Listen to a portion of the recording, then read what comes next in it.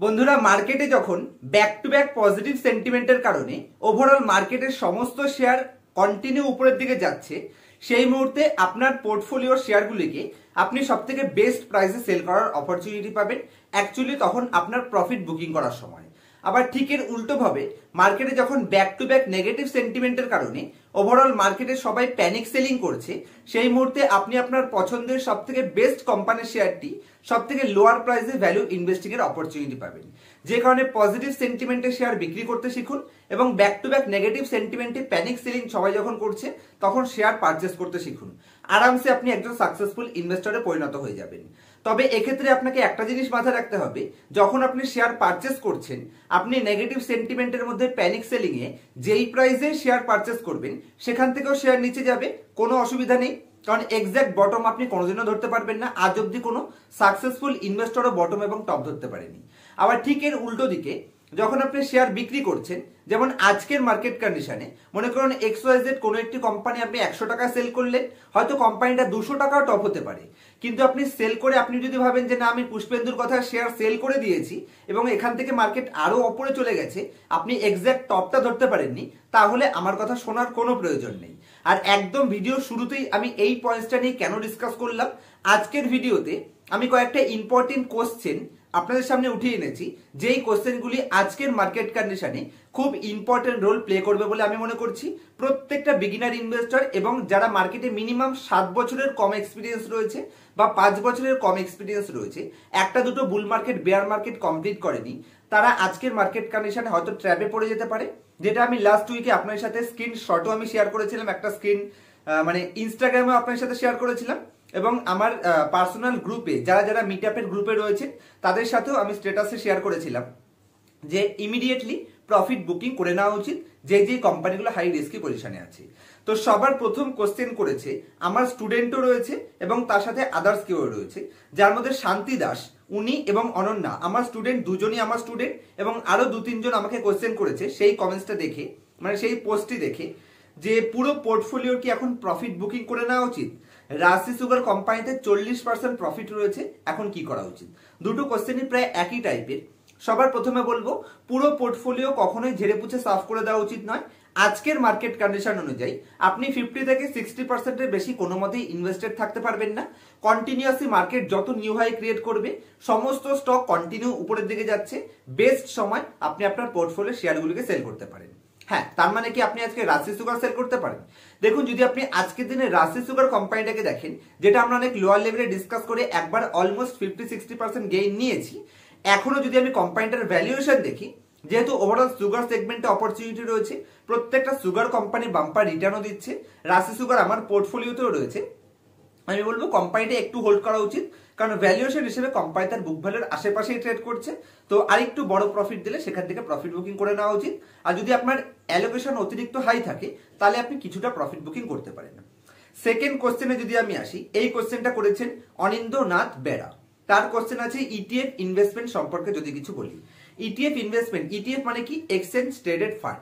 যেমন আপনি কোনো মিউচুয়াল ফান্ড কিনছেন, মিউচুয়াল ফান্ডে ধরুন XYZ কোনো ফান্ড ম্যানেজার আপনার টাকাটি ম্যানেজ করছে, কিন্তু যখন আপনি ETF কিনছেন, অবশ্যই কেউ আপনার টাকাটা ম্যানেজ করছে, কিন্তু এক্ষেত্রে সেটা কোনো ফান্ড ম্যানেজারের অ্যাক্টিভ ইনভেস্টমেন্ট হচ্ছে না, এটা একটা প্যাসিভ ইনভেস্টমেন্ট। সাপোজ মনে করুন আপনি একটা নিফটি 50-র ETF-ও কিনতে পারেন, আবার নিফটি 50-র আপনি একটা মিউচুয়াল ফান্ডও কিনতে পারেন। মিউচুয়াল ফান্ডের ক্ষেত্রে কি হচ্ছে, আপনি যেদিনকা পারচেস করছেন, ধরুন আজকে মার্কেট লাইভ রয়েছে, আপনি 100 টাকাতে আপনি দেখলেন মার্কেট 1% পজিটিভে রয়েছে, আপনি তখন সেলিং অর্ডার লাগালেন।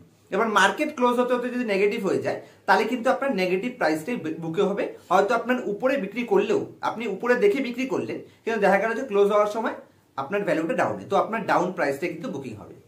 কিন্তু যখন আপনি ETF ইনভেস্টমেন্ট করছেন, তখন এক্সাক্ট শেয়ারের মতন আপনি একটা শেয়ার যেরকম পারচেস করেন এক্সাক্ট ভ্যালুয়েশনে সেল করছেন, ঠিক সেম ভাবে আপনি ETF সেল করতে পারেন। যেই প্রাইসে আপনি সেল করবেন বা যেই প্রাইসে আপনি বাই করবেন, সেম প্রাইসে আপনার বাই অথবা সেল হবে, কোনো ডে ক্লোজিং এর ব্যাপার নেই। তো যদি ইনভেস্টমেন্ট করতে চান, প্যাসিভ ইনভেস্টমেন্ট, আমি বলবো ETF এ যাওয়া উচিত। ইন্ডেক্স মিউচুয়াল ফান্ডের থেকে ETF-টা অনেকটাই বেটার বলে আমি মনে করি। এক্সাক্ট প্রাইসে বাই এবং সেল ইমিডিয়েটলি আপনি করতে পারবেন, তো ETF করতে পারেন। ETF এর উপর ডিটেল ভিডিও চাইলে আমাকে কমেন্ট করবেন, আমি আরো একটা ডিটেল ইনডেপথ ভিডিও তৈরি করার চেষ্টা করব। নেক্সট কোশ্চেন করেছেন বিশ্বজিৎ পাল। তার কোশ্চেন হচ্ছে TV18 এবং তার সাথে মোরপেন ল্যাব, এই কোম্পানিগুলো নিয়ে তিনি জানতে চাইছেন। দুটো কোম্পানিকেই ভ্যালুয়েশন হিসেবে পারচেস করেছিলাম। TV18 সুপার ভ্যালুয়েশন গ্যাপ রয়েছে, কোম্পানি 100 টাকা যাওয়ার অপরচুনিটি রয়েছে। কোন ধরনের বাই সেল রিকমেন্ডেশন হিসেবে নেবেন না, আমি আমার পার্সোনাল ওপিনিয়ন আপনার সাথে শেয়ার করছি। তো কোম্পানি এখান থেকে 2-3 গুণ হওয়ার অপরচুনিটি রয়েছে ভ্যালুয়েশন হিসেবে। ফান্ডামেন্টালি কিছুটা চেঞ্জেস হবে, আমি মনে করছি কোম্পানি টার্ন অ্যারাউন্ড হওয়ার চান্স রয়েছে, যে কারণে ডেফিনেটলি কোম্পানিটা দেখা যেতে পারে, তবে অ্যালোকেশন ঠিক রাখতে হবে। মোরপেন ল্যাব কোম্পানি যদি আমি বলি, ওই বিজনেস সেগমেন্টে company market leading position hold করে। বেশ কিছু কোম্পানিতে কোম্পানির পেটেন্ট প্রোটেক্ট প্রোডাক্ট রয়েছে এবং নিজের বিজনেস সেগমেন্টে কোম্পানি বেশ কিছু প্রোডাক্টে 1 নম্বর পজিশনও রয়েছে। তো ডেফিনেটলি কোম্পানিটাকে দেখা যেতে পারে।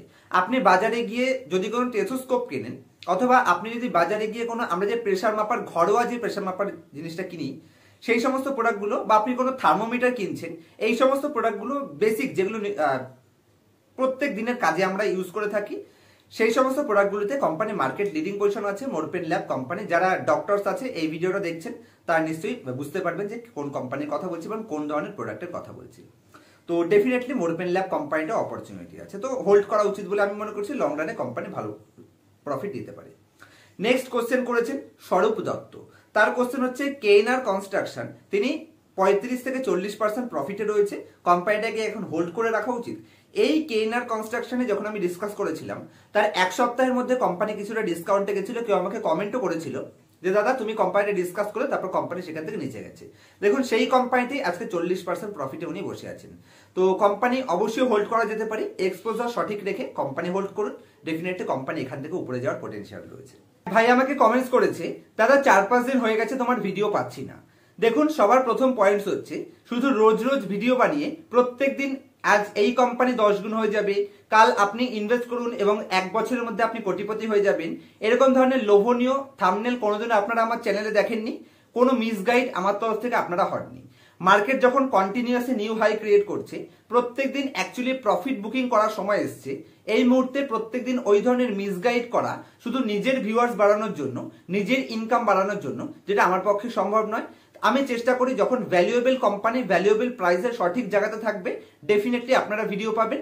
আজকের মার্কেট কন্ডিশনে আমি মনে করি প্রফিট বুকিং ধীরে ধীরে করা উচিত। এখন নতুন কোম্পানিতে ইনভেস্টমেন্ট একটু বুঝে শুনেই করা উচিত।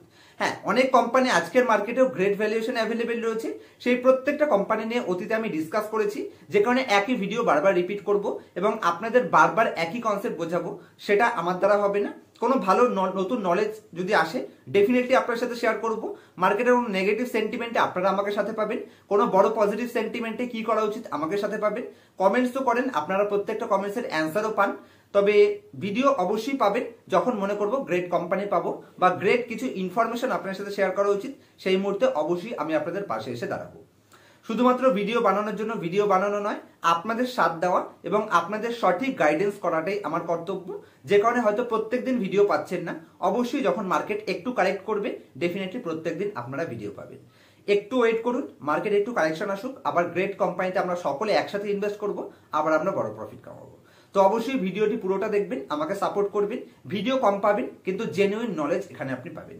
শুধু নিজের ভিউয়ার্স বাড়ানোর জন্য প্রত্যেকদিন আপনাদের 10 গুণ বা 20 গুণ প্রফিট কামিয়ে দেওয়াটা আমার কর্তব্য নয়, সঠিক পথে আপনাদের নিয়ে যাওয়া, যাতে কম প্রফিট জেনারেট করলেও চলবে, কিন্তু আমাদের পকেটের ক্যাশ যাতে বার্নিং না হয়। মাথায় রাখবেন, অবশ্যই আমাকে সাথ দেবেন। নেক্সট কোশ্চেন করছেন কল্লোল সাহা। তার কোশ্চেন রয়েছে, রেনুকা সুগার কোম্পানিটায় তার হিউজ লস রয়েছে, এখন কি করা উচিত? দেখুন, আরো একবার আপনাদের রিপিট করছি, আমি বারবার আপনাদের সাবধান করি, যেই কোম্পানিতে আপনি এন্ট্রি নিচ্ছেন সেই কোম্পানির ফান্ডামেন্টাল এবং কোম্পানির ভ্যালুয়েশন দুটো সম্পর্কে পারফেক্ট নলেজ বা পারফেক্ট পয়েন্টস আপনার কাছে যদি ক্লিয়ার না থাকে, কোনো কোম্পানিতে একটা টাকা তো দূরের কথা, একটা পয়সা ইনভেস্ট করা উচিত নয়।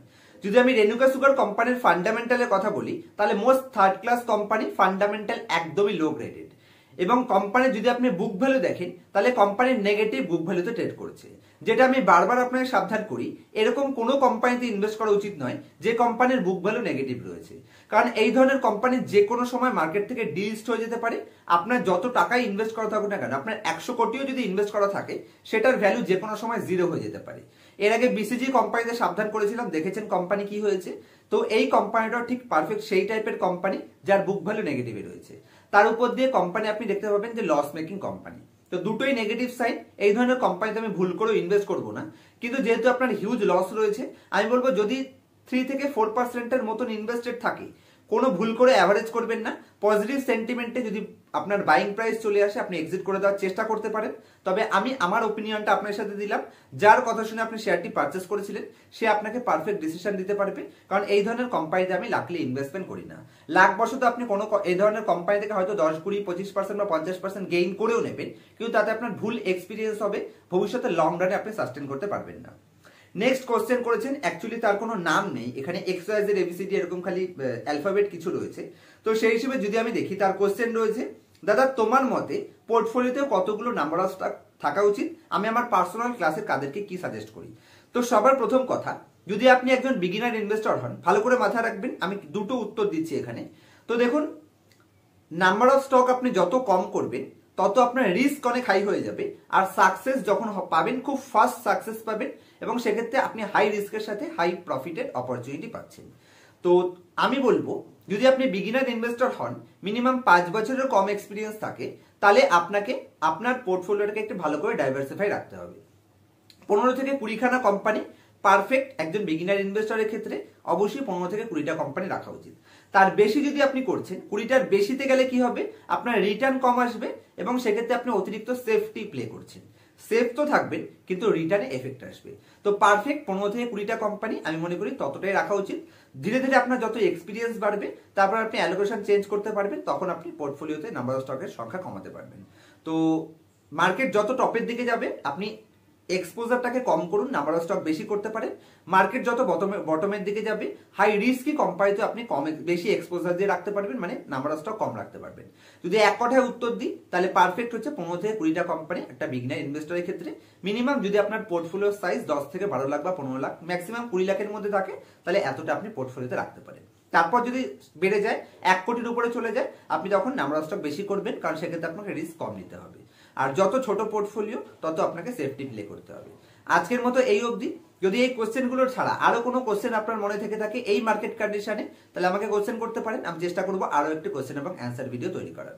আর যদি আমার কাছ থেকে পার্সোনাল ক্লাসে advance level fundamental analysis personal ক্লাসে শিখতে চান, তাহলে স্ক্রিনের উপর মোবাইল নাম্বার দেখতে পাচ্ছেন, আমার সাথে কন্ট্যাক্ট করতে পারেন, যেখানে বেসিক থেকে extraordinary advance level valuation analysis, fundamental analysis, যেগুলো আদার্স লোকেরা আইডেন্টিফাই করতে পারছে না, যে কোম্পানি কিভাবে বোকা বানাতে পারে, কোন কোন ডেটা দেখা উচিত, কোন কোন ডেটা ম্যানেজ করা যেতে পারে, সমস্ত অ্যাডভান্স পয়েন্টস এখানে আমি পার্সোনাল ক্লাসে শিখিয়ে থাকি। আর যদি ইনস্টাগ্রাম আমাকে ফলো না করে থাকেন, ইনস্টাগ্রাম আইডিও স্ক্রিনের উপর দেখতে পাচ্ছেন, আমাকে ইনস্টাগ্রাম ফলো করে নেবেন লাইভ মার্কেটের লেটেস্ট আপডেট আমার কাছ থেকে পাওয়ার জন্য। দেখা হচ্ছে নেক্সট ভিডিওতে কোনো ইনফরমেটিভ টপিকের সাথে। ততক্ষণ পর্যন্ত হ্যাপি ইনভেস্টিং, হ্যাপি ট্রেডিং।